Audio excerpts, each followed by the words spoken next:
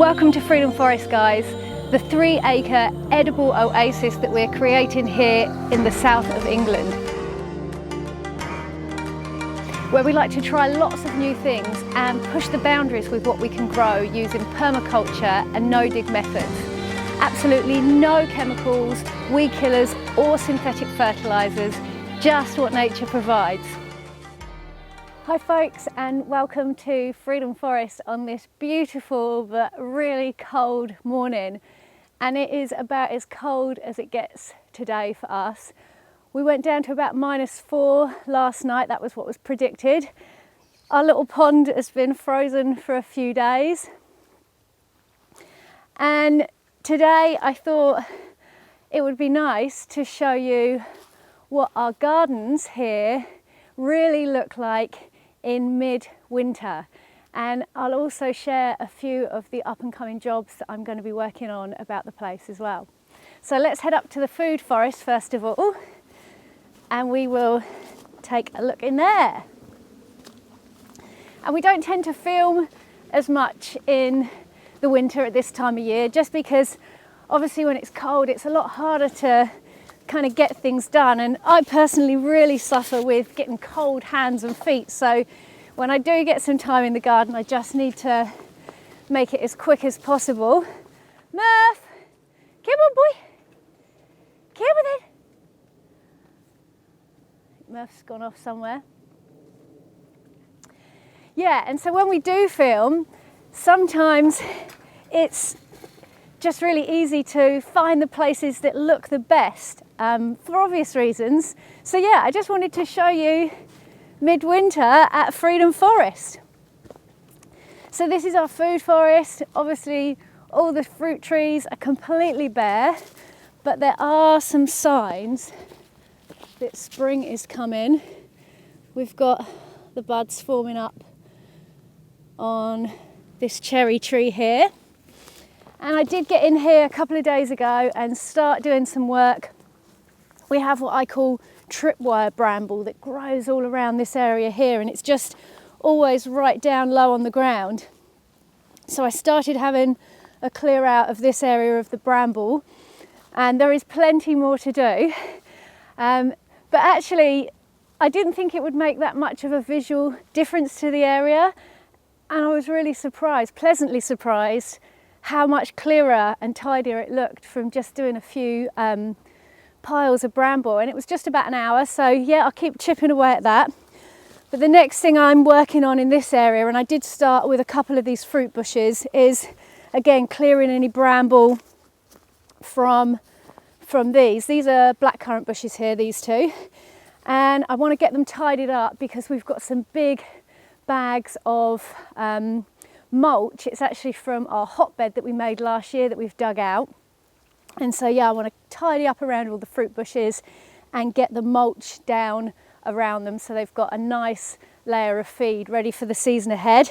And as you can see, this is actually a gooseberry bush in disguise here with all this grass and bramble around it. So yeah, that's the next one that I need to get onto.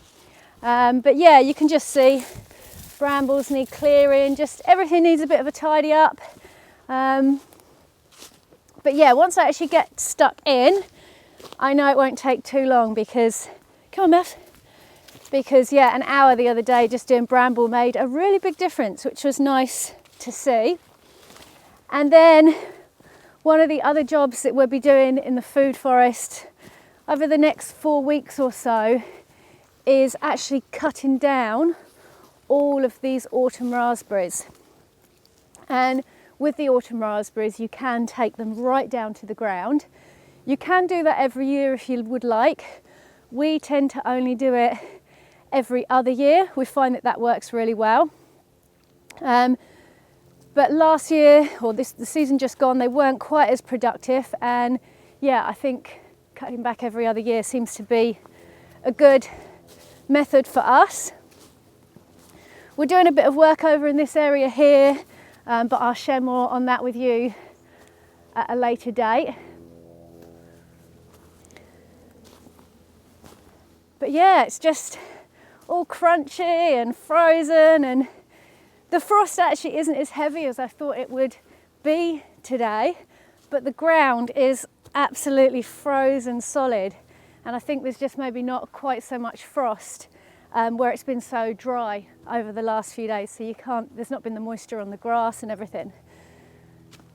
So over here is our Yakon Bed, and you may have seen one of our videos we did towards the back end of last year where we showed how we tuck all the Yakon up for winter. And we've actually only harvested a few of these plants so far. As soon as this top layer is defrosted, we really must get in and do another big harvest.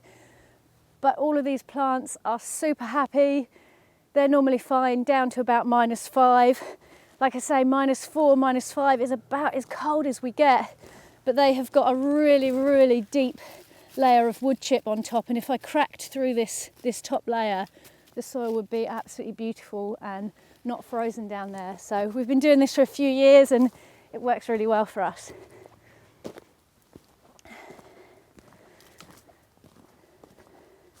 And here's some of the mulch that I was telling you about that Dan has put here ready for me to move into the food forest. So yeah, that's mostly come out of our hotbed, but it's got quite a lot of wood chip in there but as well. That's going to be brilliant though for all the fruit bushes.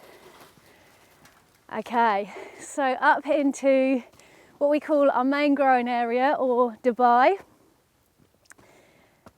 And I've got a lot of work to do up here, but I'm not getting stressed about it yet because I know as soon as the weather warms up and the days get a little bit longer, I will be really excited about getting stuck in up here. The next thing I probably will do up here, which is a relatively easy job, is get a really nice layer of wood chip all over our strawberries. Again, this is a method that we found works really well. We literally just mulch over the whole lot. The stronger plants grow up through. They love rooting straight into wood chip, and obviously it breaks down and gives them a really good feed. Garlic is coming along really well. This is mostly French garlic along the top here. There are a couple of elephant garlics. You can see the difference. These fat ones here, these are elephant garlics, and then here it changes to French garlic. So these ones were planted in October, if I remember rightly. Lots of clearing to do. All of this needs clearing. It all needs remulching. Underneath the thermocrop, frost cloth, I have got, it's all beetroots, and then up there is turnips. Now, if you saw my recent Facebook post, you will know that I did actually harvest all the bigger beetroots and turnips the other day. So really the cloth is just there because I haven't got around to taking it off yet. There are some smaller plants under there, but I don't expect that we'll be harvesting them. They may well just break down and turn back to compost on the beds by the time I get to them. Our leeks, however, when the ground's not frozen, we are still harvesting our leeks up here, and they sat really well for us last year. We had a much colder winter last year, and we just kept harvesting them even after everything had thawed out. They were still all good. So the other day they were absolutely glistening with frost, which I think I may have a photo of, but today I can feel that they're frozen right through, but there's no frost on them. So yeah, like I said, I think it's where it's been a bit drier. And I'll just quickly show you our elephant garlic bed, because it looks lovely seeing the fresh green growth in the middle of winter. And we've got a little bit of sun on it right here. But as you can see, yeah, the elephant garlic is coming along nicely. And I did plant this out a little bit earlier than the French garlic. The elephant garlic went in at the end of September. And actually you can see in the size of growth that it's put on that the few weeks difference between the two plantings, and obviously with the soil temperature being a lot higher in September, it has made a really big difference for how they've come on. So yeah, I think I'll definitely try and do it sooner rather than later in the future. So we're going to have a little wander over this way now. You coming, Murph? Or are you still foraging? Come on then, boy.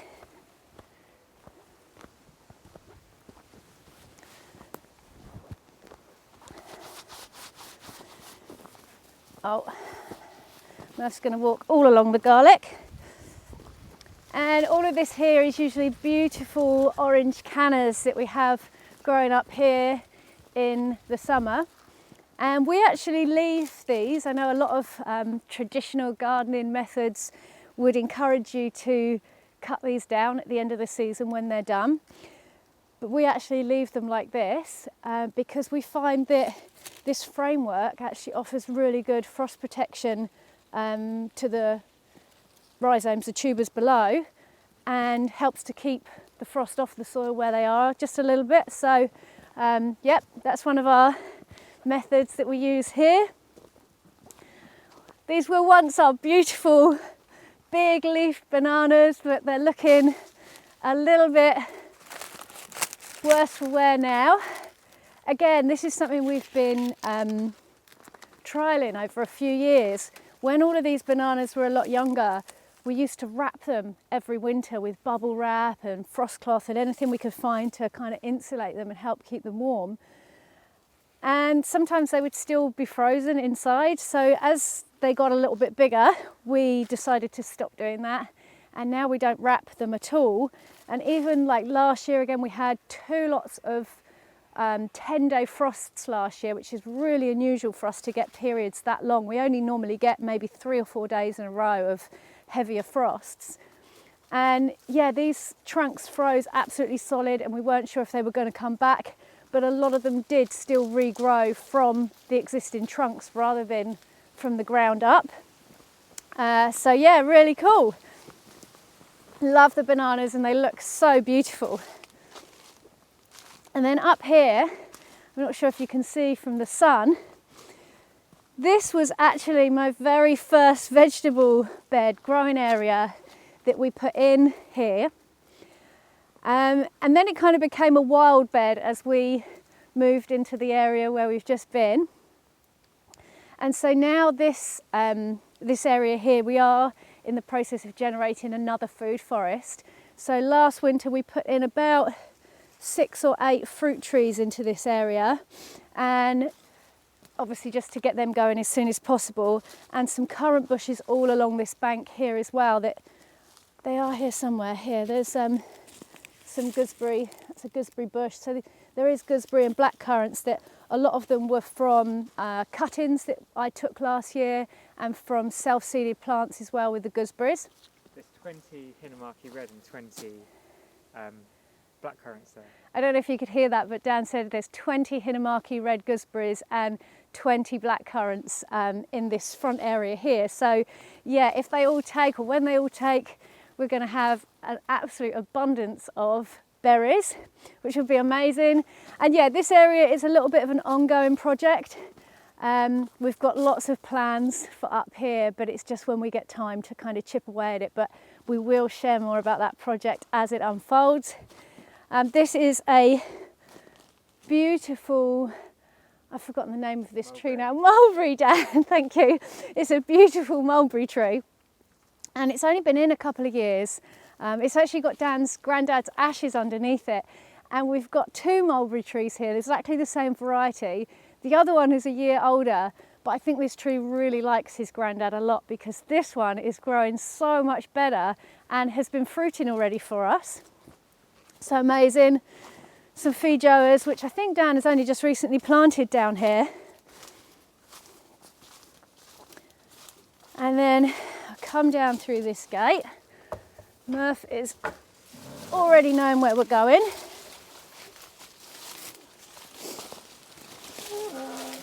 And where I wanted to show you today was the area that we call the jungle. And we don't often bring you guys in here very often. But this area, well, we have 2 favourite times for this area.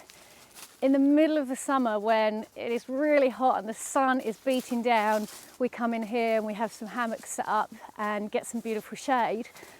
But in the middle of winter, when everything else is looking a bit bleak, our UK jungle looks absolutely beautiful because Dan's vision for this area was for it all to be evergreens. So this area really pops at this time of year, and you get all the beautiful red berries against all of the really glossy green leaves. So it just looks amazing. And there's a few things that we have in here that often flower in January as well. So it's just beautiful. Like here we've got these lovely mahonias with their little yellow flowers which are just starting to come out, and normally they have a really strong scent to them as well, so they smell absolutely beautiful. So sometimes you can just walk through here in the middle of winter and get all of the lovely scents and smells of the plants. I'll come down this way. It's actually quite hard to find the paths through here now because there's some bits that we need to clear, and then over the years everything has just grown and filled in, and so we have lost some of the paths. So yeah, I sometimes get lost in our jungle as well, but you can see this area just looks absolutely stunning for the middle of winter with these lovely palms and all the evergreens. We've got magnolias here. I'm getting this right, Dan, am I? Yeah, grandiflora. Magnolia grandiflora. And the main canopy for this area is actually eucalyptus trees, and they are just beautiful. The noise of the wind going through the leaves, we do love them, we absolutely love them. And there was another plant that I love at this time of year that I'm just trying to find. I think it's round here.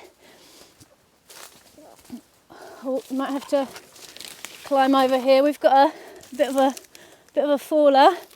Hopefully Dan's okay following me with the camera.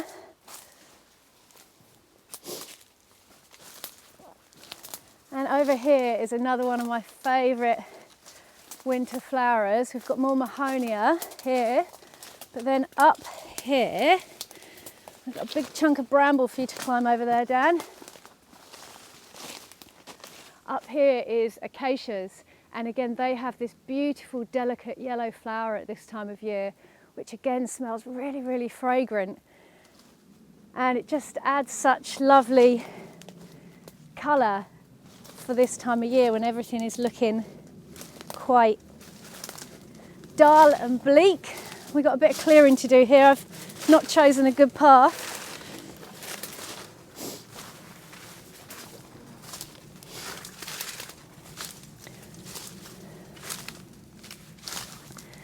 And if we come back through the depths of the jungle, if I can take you through this way, I might need to hold some leaves out of the way for Dan to come through as well. Are you okay there, Dan? Yeah. It really is like being in the jungle. You have to fight your way through. And then we've got this lovely little area here, the little thatched hut that Dan and his friends built. And then yeah, sometimes we put the fire on, and we came here for New Year's Eve, and it's just a really lovely space to be in amongst all this beautiful greenery and all these plants in the middle of winter. So yeah, I hope you enjoyed having a little look at how our gardens look on one of the coldest days of the year for us here in the south. If you've enjoyed this video, don't forget to click the thumbs up button. Share our videos on any of your social pages where you think it would be enjoyed by others. Drop us any comments or questions below. Stay warm, and we will catch you here again soon. Thanks for watching. Peace and plants.